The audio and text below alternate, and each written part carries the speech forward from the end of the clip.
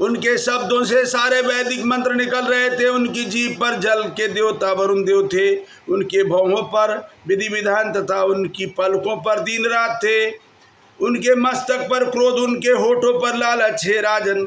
उनके स्पर्श में कामाक्षाएं, उनके वीर्य में सारे जल तथा उनके पीठ पर अधर्म।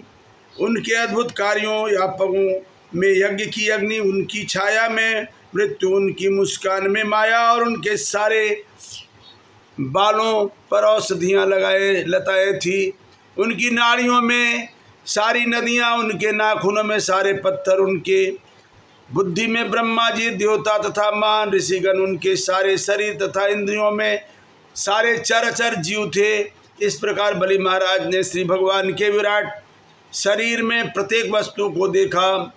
सर्वात्मिदं भुवनं निरीक्ष्य सर्वेश्वरा कमलास्फुरंगा सुदर्शना चक्रमतो सहस्तेजो धनुश्च सांग अस्तन पील्युतभूषम।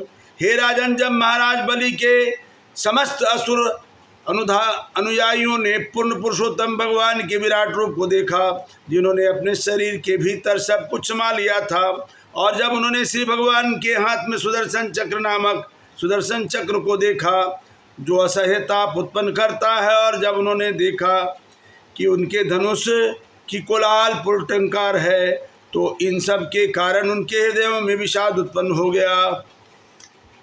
बादल जैसी गर्जना करने वाले श्री भगवान का पांचजन्य नामक शंख, अत्यंत वेगवान कौमादिकी नामक गदा और विद्याधर नामक तलवार, सैकड़ों चंद्रमा जैसे चिन्हों से अलंकृत ढाल और तरकोशों में सर्वश्रेष्ठ अक्षक सहायक था। ये सभी श्री भगवान की स्तुति करने के लिए एक साथ प्रकट हुए।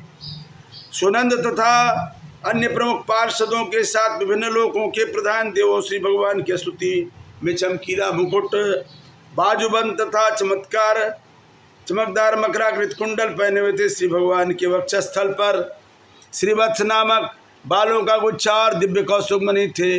वे पीत वस्त्र पहने थे, जिनके ऊपर कमर की पेटी बंदी थी। वे फूलों की माला से सज्जित थे, जिसके चारों ओर भौरे मड़रा रहे थे।